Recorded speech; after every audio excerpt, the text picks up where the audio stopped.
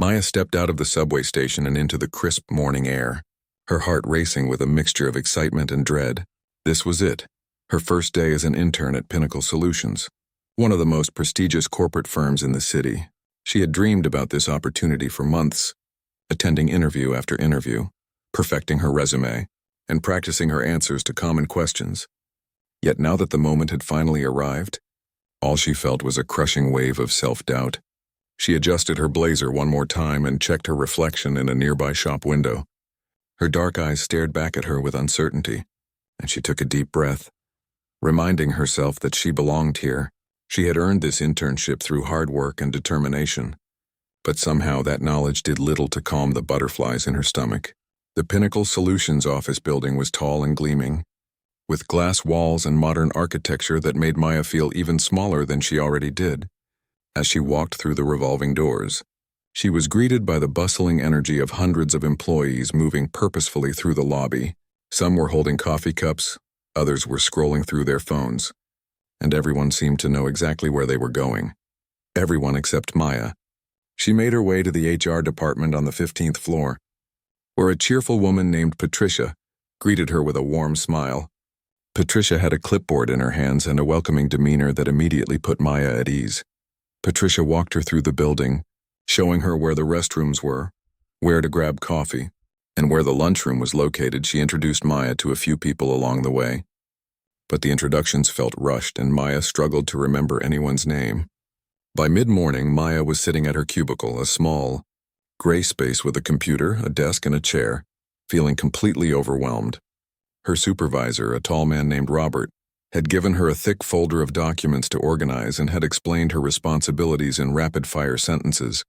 He seemed nice enough, but he was clearly busy and had dozens of other things to do besides babysitting an intern.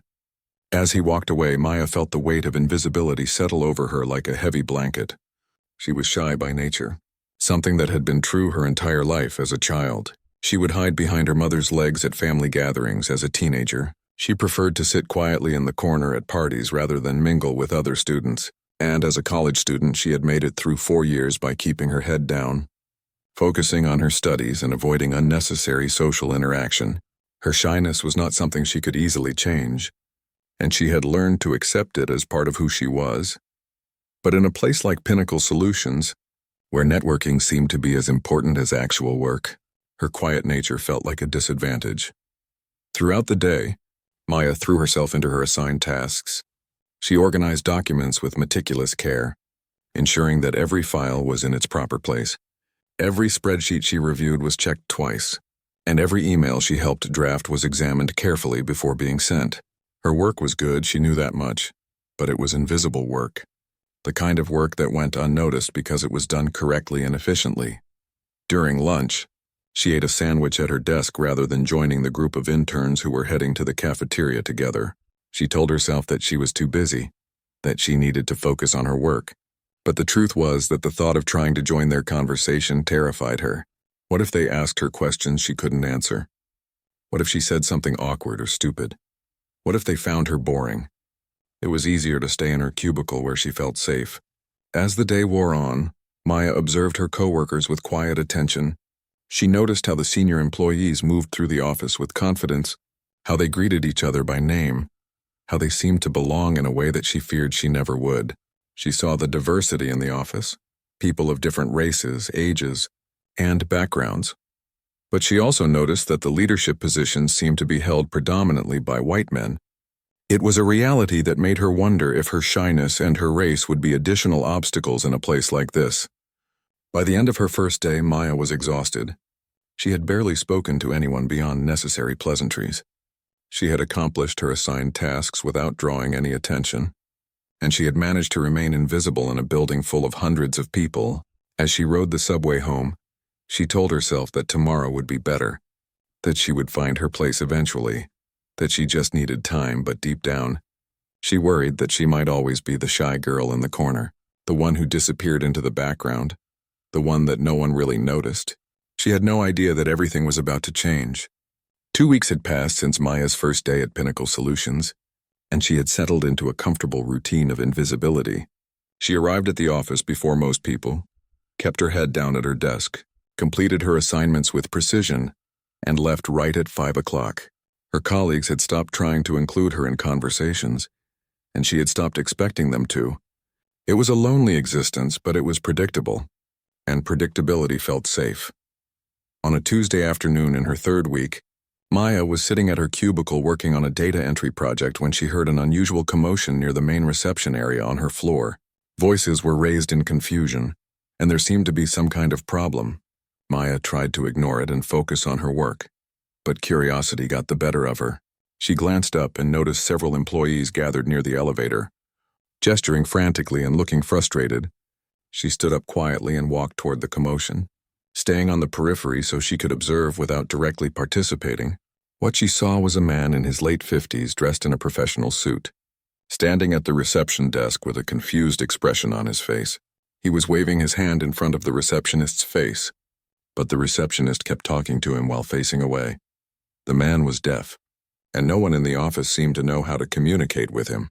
The receptionist, a woman named Jennifer, was speaking loudly and slowly as if volume and pace would somehow make the man understand spoken English. "Do you have an appointment?" she shouted, exaggerating her mouth movements. The deaf man shook his head and tried to write something on a piece of paper, but his handwriting was rushed and difficult to read. Other employees were standing nearby, whispering to each other and looking uncomfortable. Someone mentioned calling security, and another person suggested finding someone who might speak sign language. Maya felt a flutter of recognition in her chest. She knew sign language. She had learned it during her second year of college when she volunteered at a community center for deaf and hard of hearing children. It had started as a service requirement for her sociology class, but she had fallen in love with the work.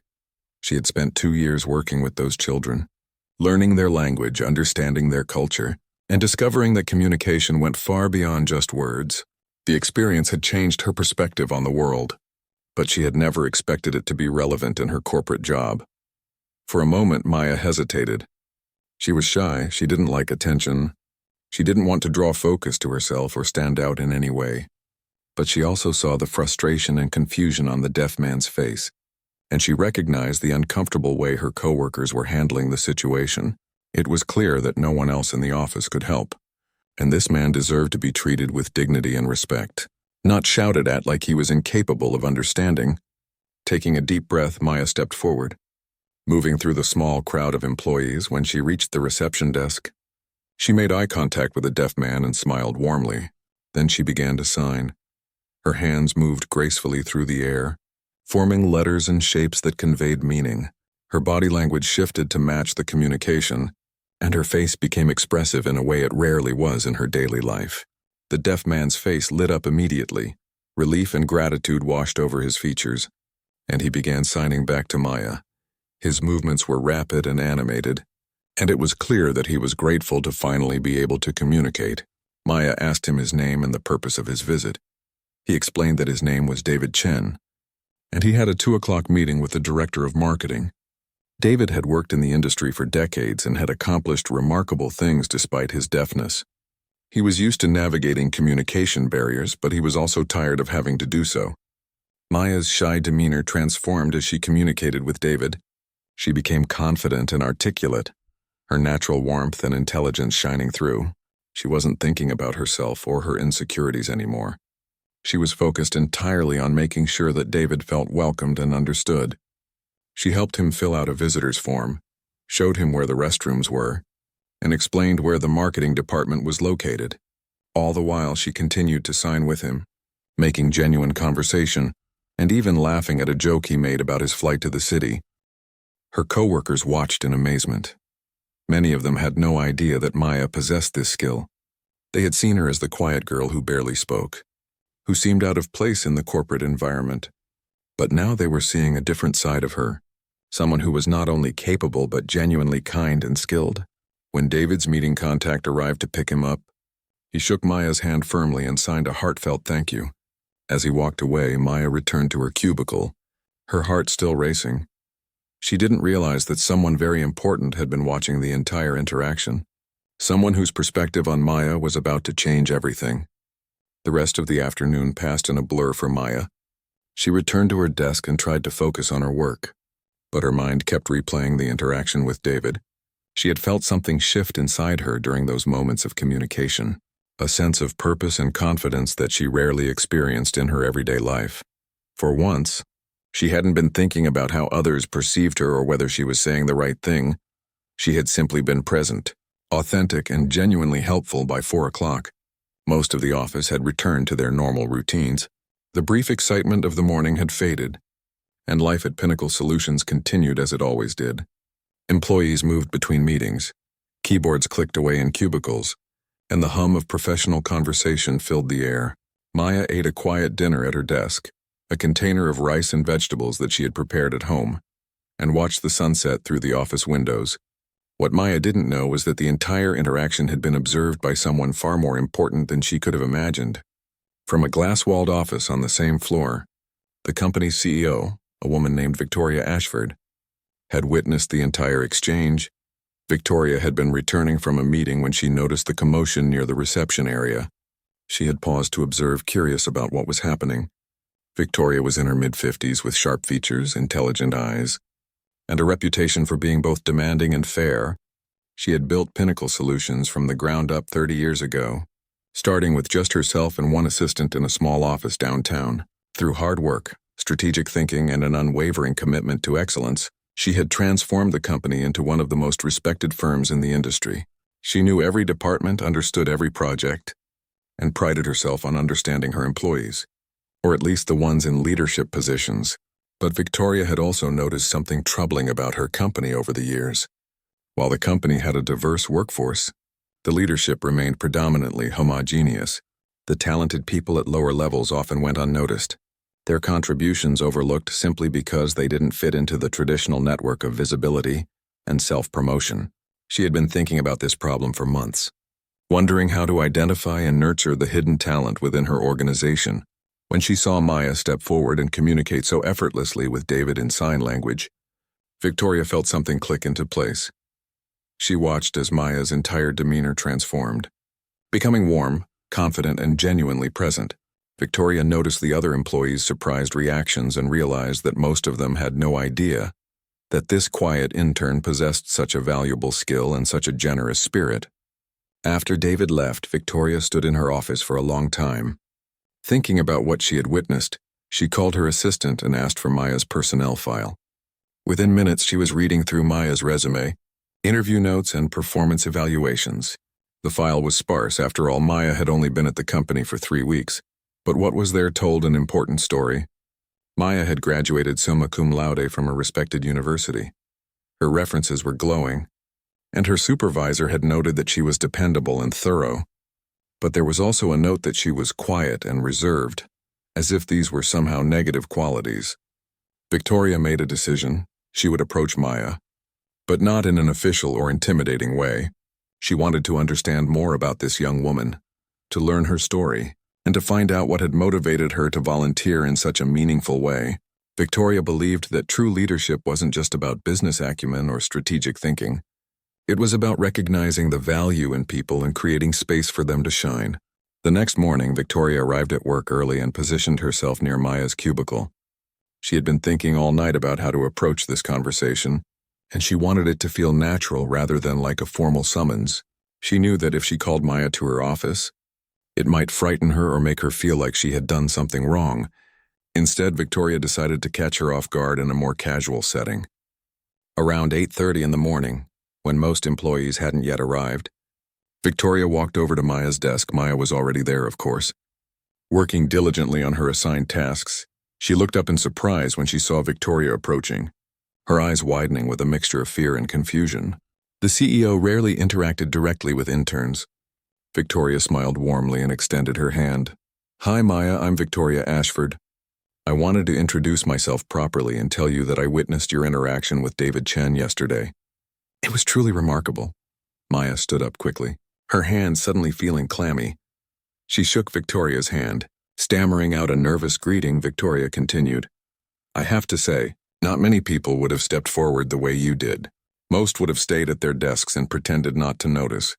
But you recognized someone in need and you helped without being asked. That takes courage, especially for someone new to the company." Maya felt tears threatening to form, but she held them back. This was the first time anyone at Pinnacle Solutions had acknowledged her existence in a meaningful way, and it was coming from the most powerful person in the building. Victoria Ashford had built her career on the ability to read people. In boardrooms across the country, she had learned to detect sincerity from artifice, talent from mediocrity, and genuine character from carefully constructed facades. But what she saw in Maya during that brief morning conversation was something she had rarely encountered in her years in the corporate world, an authenticity that couldn't be manufactured. After their exchange, Victoria returned to her corner office and closed the glass door behind her. She stood at the floor-to-ceiling windows overlooking the city and thought about Maya. She thought about the hesitation in the young woman's eyes when she first saw her, the nervousness in her voice, the way her hands trembled slightly as they shook hands. These were not the signs of someone trying to climb the corporate ladder or seeking recognition. These were the signs of someone who simply wanted to do good work and help others. Victoria sat at her desk and pulled up the security camera footage from the day before. She had done this before, reviewed footage when she wanted to understand specific situations or observe employee interactions. She fast-forwarded through the recordings until she found the moment when David Chen had arrived at the reception area. She watched it all unfold again, the confusion of the reception staff, the growing frustration in the air, and then Maya's quiet emergence from her cubicle. But this time Victoria observed with a different focus. She watched Maya's body language closely. She saw the initial hesitation, the moment where Maya clearly wrestled with her own shyness and uncertainty. She watched as Maya made the conscious decision to step forward despite her fear. And then she saw the transformation, as if Maya had stepped into a different version of herself, one that was confident, radiant, and completely present. What struck Victoria most was not just Maya's technical skill in sign language, but the genuine care and respect she showed toward David. She didn't treat him as a problem to be solved or a situation to be managed. She treated him as a person, a professional, and an equal. She made eye contact, she smiled naturally. She engaged in actual conversation rather than just providing assistance. In a world that often saw disability as a barrier or a limitation, Maya had simply seen another human being. Victoria had spent years trying to build a company culture that celebrated diversity and inclusion. She had implemented programs, written policies, and given speeches about the importance of recognizing talent regardless of background or presentation. But she had come to realize that these top-down initiatives, while important, could only go so far. What truly changed a company culture was when individuals like Maya demonstrated through their actions what it meant to genuinely value and respect others. Over the next few days, Victoria made subtle inquiries about Maya. She spoke with Maya's supervisor, Robert, who confirmed that Maya was reliable, thorough, and professional. Though he admitted he hadn't spent much time getting to know her, she reviewed Maya's work output and found it to be of high quality. She even looked back at Maya's college records and reference letters, all of which painted a picture of an intelligent, caring, and conscientious young woman. Victoria also began to notice something else. She started observing how other employees interacted with Maya. Most of them didn't interact with her at all. She would pass by people in the hallway without anyone greeting her. She would sit alone in the break room while other interns clustered together at tables. She participated in meetings but rarely spoke, and when she did, her contributions often went unacknowledged. It was as if she had become invisible through a combination of her own shyness and her colleagues' indifference. This realization troubled Victoria deeply. She had always believed that her company was a place where hard work and talent were recognized and rewarded, but she was beginning to understand that visibility mattered, that the people who spoke up, who networked, who made themselves known were the ones who got noticed and promoted. The quiet contributors, the ones who did excellent work without seeking recognition, could easily be overlooked. Victoria began to think about her own journey. She had always been outgoing and confident, even as a young woman. She had never struggled with shyness or self-doubt, and she realized that this had been a tremendous advantage in her career. People had noticed her, they had sought out her opinions, and they had given her opportunities because she had made herself visible and memorable. But how many talented people like Maya never got those opportunities simply because they were quieter or less naturally self-promotional? One evening, as Victoria sat in her office reviewing quarterly reports, she made a decision. She was going to take a direct interest in Maya's development, not in an official mentorship capacity, At least not yet, but in a more organic way. She wanted to see what Maya was capable of when given genuine support and encouragement. She wanted to understand her story, her dreams, and her aspirations. And she wanted to create an opportunity for Maya to shine in a way that the corporate world typically reserved for the loud and the visible. But Victoria was also cautious. She didn't want to seem predatory or inappropriate. She didn't want to make Maya uncomfortable. And she didn't want to draw unnecessary attention that might hurt rather than help the young intern. So she waited for the right moment, the right approach, and the right words. The following Monday morning, Victoria arrived at her office earlier than usual. She had spent the weekend thinking about Maya, about the brief conversation they had shared, and about how to proceed in a way that would be genuinely helpful rather than potentially intrusive. She had decided that the first step was to have a more substantive conversation with Robert, Maya's direct supervisor, to understand his perspective on the young intern and to plant seeds of awareness about Maya's unique talents. Robert arrived at work around 8:30. As he did most days, Victoria called him into her office, and she could see the nervousness in his face. Most employees found meetings with the CEO to be somewhat intimidating, and Robert was no exception. He sat down carefully in one of the chairs across from her desk, his posture rigid and formal. Victoria began the conversation casually. "Robert, I wanted to talk to you about your internship program. How are the interns performing overall?" Robert relaxed slightly and began discussing the 3 interns under his supervision. He spoke about their work quality, their reliability, and their general performance in professional terms. When Victoria asked specifically about Maya, Robert paused. "Maya is solid," he said. "She's very dependable and her work is thorough. She completes her assignments without errors and she's always on time. To be honest, I haven't thought much about her beyond that. She's quiet, doesn't ask for much, doesn't cause any problems, she just does her job." Victoria leaned forward slightly. "What would you say if I told you that I observed an interaction last week where Maya demonstrated exceptional interpersonal skills, communication abilities, and genuine leadership qualities?" Robert's eyebrows raised in surprise. "Leadership qualities? From Maya, I guess I hadn't really seen that side of her. What happened?"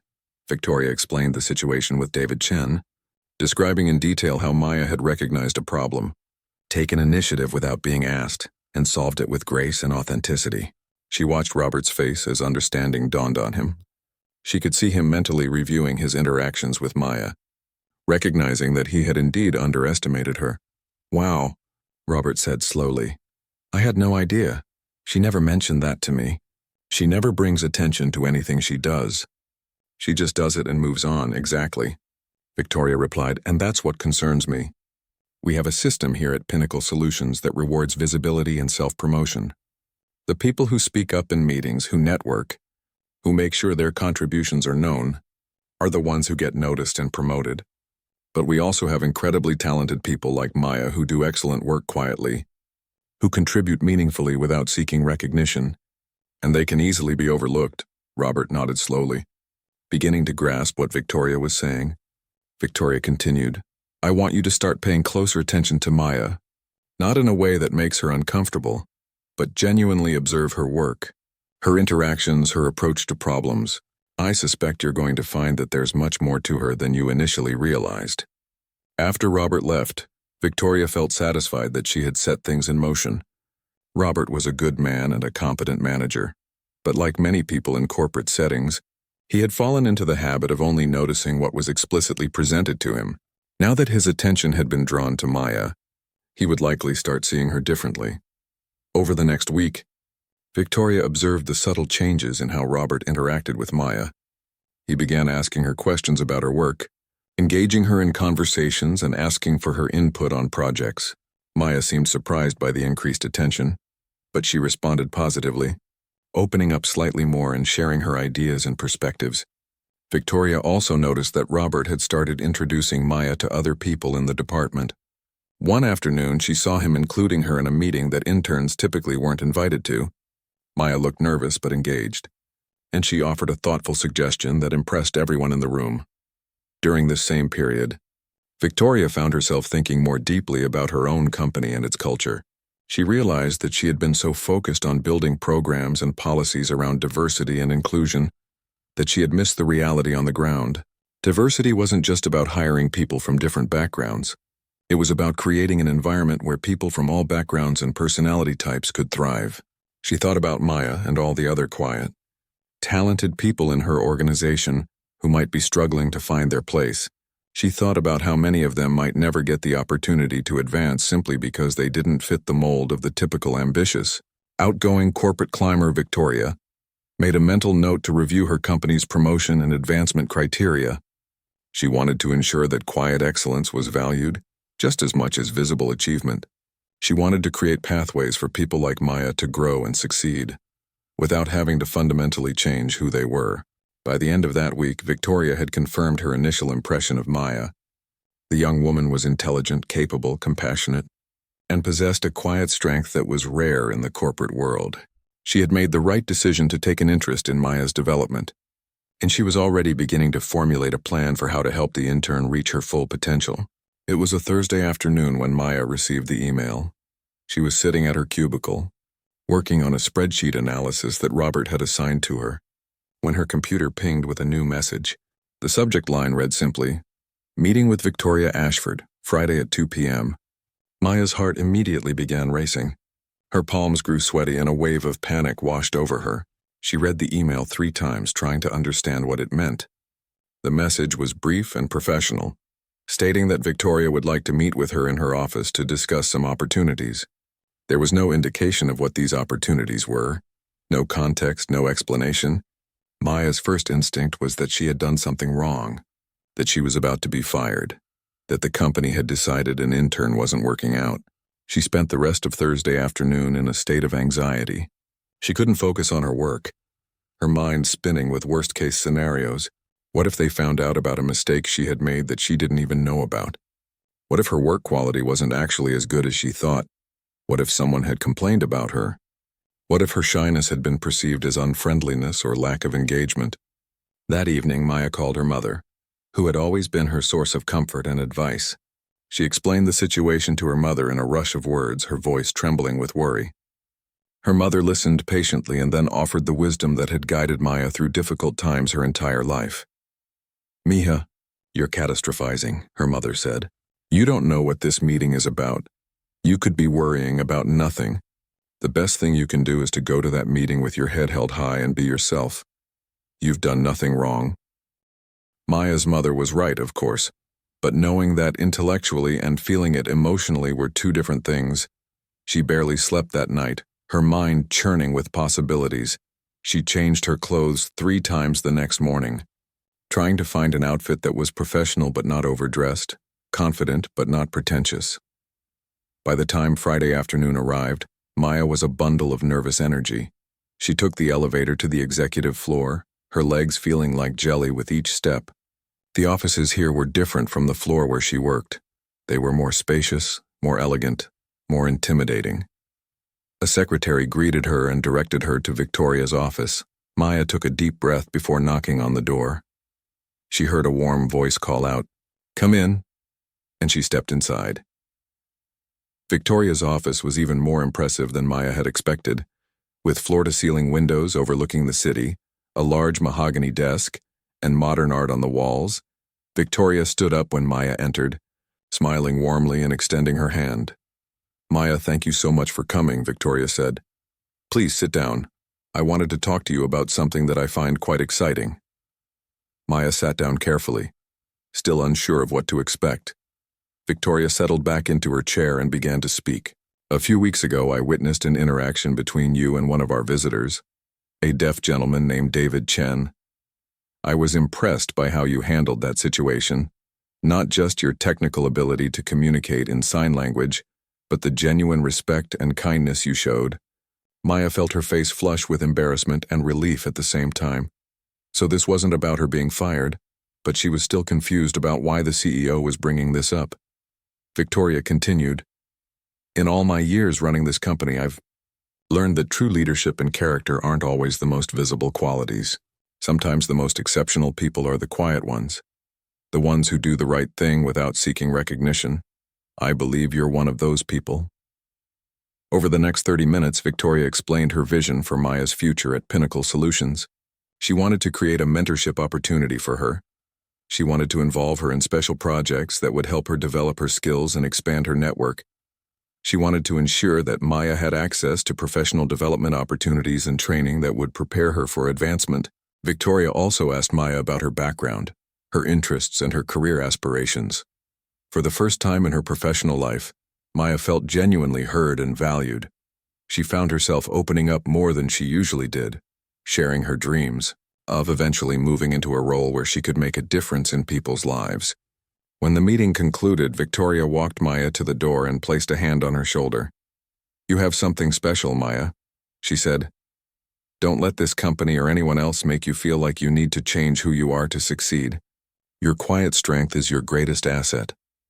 As Maya left the office and rode the elevator back down, she felt something shift inside her.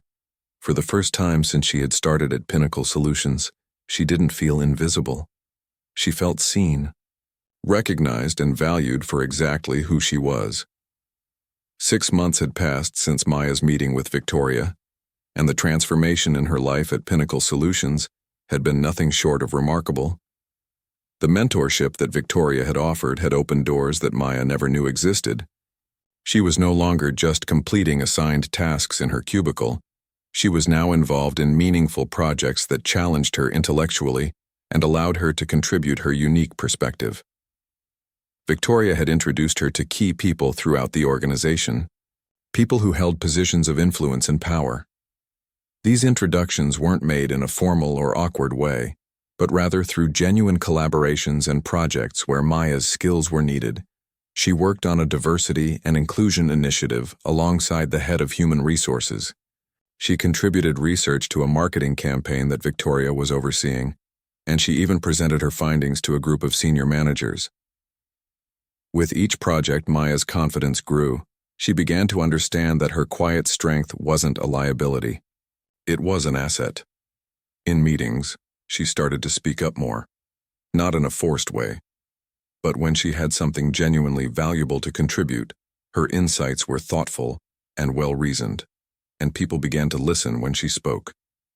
She noticed that colleagues who had once ignored her in the hallway now greeted her by name and asked about her work. The change was gradual but undeniable. Maya's supervisor, Robert, had become a genuine advocate for her. He made sure she was included in important meetings. He sought her input on major decisions, and he actively encouraged her to take on more challenging assignments. One day he called her into his office with exciting news. "I want to recommend you for the Leadership Development Program," he said. "It's a 6-month intensive program designed to prepare high-potential employees for management roles. I think you're ready." Maya was stunned. A year ago, she would have been too intimidated to even consider applying for such a program. But now, with Victoria's encouragement and Robert's support, she felt like she could do it. She applied and was accepted into the program along with 12 other employees from various departments. The Leadership Development Program was challenging in ways that Maya hadn't anticipated. It wasn't just about learning business skills and management techniques. It was about understanding herself as a leader.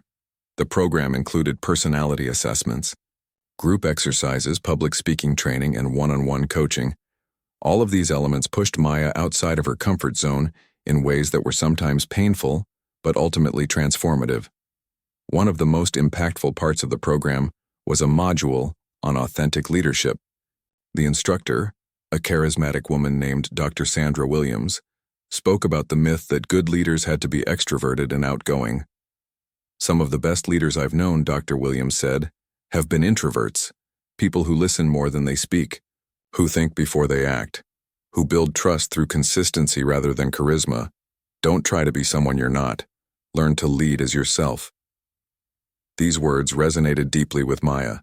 She had spent so much of her life feeling like she needed to change to fit in, to be more outgoing, more visible, more like the people who seemed to succeed in corporate environments. But what Dr. Williams was saying was that her natural tendencies, her thoughtfulness, her capacity for genuine connection, these were strengths that she could build a leadership style around. During the program, Maya also developed genuine friendships with the other participants. One in particular was a man named James, who worked in the finance department. James was also quieter by nature and had felt overlooked in his career despite his strong analytical skills. He and Maya would often sit together during breaks and talk about their experiences, their fears, and their aspirations. By the end of the program, they had become close friends and mutual supporters. As the program progressed, Maya began to understand the full scope of what Victoria had been trying to teach her. It wasn't just about recognizing her own value, it was about understanding how to leverage that value to make a real difference in the world. Maya started thinking about how she could use her position of growing influence to help other people like herself. People who had been overlooked or underestimated because they didn't fit into traditional molds of success. She began volunteering with a nonprofit organization that provided mentoring to young people from underprivileged backgrounds. Many of these young people were shy, uncertain, and didn't believe in themselves. Maya understood their struggles intimately. She shared her story with them, showing them that it was possible to overcome self-doubt and build a successful career. She taught them about the value of quiet strength and helped them understand that they didn't need to change who they were to succeed. Her work with the nonprofit caught the attention of Victoria once again. Victoria called her into her office one afternoon and told her about a new initiative the company was launching, a scholarship and internship program designed to bring talented, young people from underrepresented communities into the organization. "I want you to lead this program," Victoria said. "I can't think of anyone better qualified to do it." By the end of the year, Maya had completed the leadership development program with distinction. She had been promoted to a junior management position in a newly created department focused on talent development and diversity initiatives. Her colleagues no longer saw her as the shy intern who had stepped out of nowhere. They saw her as a valued leader, a thoughtful decision-maker, and a voice for positive change within the organization. 1 year had passed since Maya's promotion to junior management, and as she sat in her new office on the 15th floor, she couldn't help but reflect on the incredible journey that had brought her to this moment. The office was modest compared to Victoria's, but it was hers, and it represented everything she had worked for. On her desk sat a framed photograph of herself and David Chen from a year ago, taken at an office event. It served as a daily reminder of the moment that had changed her life. The scholarship and internship program that Maya had been tasked with leading had become one of the most successful initiatives in Pinnacle Solutions history. In just 1 year, the company had brought in 30 talented young people from underrepresented communities, providing them with internships, mentorship, and real opportunities to develop their skills and advance their careers. Many of them were shy, uncertain, and doubted whether they belonged in a corporate environment, just as Maya had. Maya made it her personal mission to ensure that these young people felt valued and supported. She held regular one-on-one meetings with each intern, not just to discuss their work assignments, but to listen to their concerns, their fears, and their dreams. She created a safe space where they could be themselves, where they didn't feel pressured to conform to some idealized version of a corporate professional. She taught them that quiet strength was an asset, that thoughtfulness was valuable, and that they didn't need to change who they were to succeed. One of her interns was a young woman named Priya, who reminded Maya so much of herself. Priya was brilliant but incredibly shy, and she often doubted her own abilities. One day, Priya came to Maya's office in tears, convinced that she wasn't good enough for the program, that she didn't belong at Pinnacle Solutions. Maya spent hours with her that day, sharing her own story, her own struggles with self-doubt, and her own journey to believing in herself. "I remember feeling exactly the way you feel right now," Maya told Priya. "I thought everyone around me was smarter, more confident, more qualified. But I've learned that what I perceived as a weakness was actually my greatest strength. Your thoughtfulness, your empathy, your willingness to listen and understand others, these are qualities that the corporate world desperately needs. Don't let anyone make you feel like you need to change to fit in." By the end of that conversation, Priya's tears had turned to tears of hope. She went on to complete the internship with distinction and was offered a full-time position in the company. She attributed much of her success to Maya's mentorship and support. Maya's impact extended beyond just the internship program. She had become known throughout the organization as someone who genuinely cared about people, who recognized talent in unexpected places, and who was committed to creating a more inclusive and equitable workplace. She started a diversity and inclusion task force that worked to examine company policies and practices through the lens of equity. She pushed for changes in how performance was evaluated, arguing that quiet contributions should be valued just as much as visible ones. She advocated for flexible work arrangements and mental health support, because she understood that people had different needs and different ways of working. Her work didn't go unnoticed. Victoria had made it clear that she saw Maya as a future leader of the company. She invited her to strategic planning meetings, introduced her to board members, and gave her increasing amounts of responsibility. There were whispers in the company that Maya was being groomed for a senior leadership position, though she tried not to let that go to her head. But perhaps the most meaningful moment came when David Chen reached out to her. He had been so impressed by Maya's professionalism and kindness during their interaction a year ago that he had made a point of staying in touch with the company. He had followed Maya's career progression and was impressed by the work she was doing. One day he sent her an email asking if they could meet for coffee. When they met, David signed to her. "I want to thank you," he said, "not just for helping me that day at your office, but for what you're doing now. You're changing the culture of your company. You're showing people that diversity isn't just about hiring people from different backgrounds. It's about creating an environment where everyone can thrive. I'm honored to know you." Maya felt tears streaming down her face. This man, who had initially been just a visitor to her office, had become a symbol of the impact she could have when she chose to act with compassion and authenticity. That evening, Maya sat in her apartment and thought about how much her life had changed in just 2 years. She thought about the scared, invisible intern who had sat at her cubicle and wondered if she would ever belong. She thought about the moment she had found her voice, not by becoming someone else but by embracing who she was. She thought about all the young people she had mentored, all the lives she had touched, and all the change she had helped create. She opened her laptop and started writing. She wrote about her journey, her struggles, and her successes. She wrote about the importance of recognizing quiet strength, about the power of authentic leadership, and about the responsibility that came with being seen and valued. She was going to share her story, not for personal recognition, but because she knew that somewhere out there was another shy young person who needed to hear that they were enough, exactly as they were.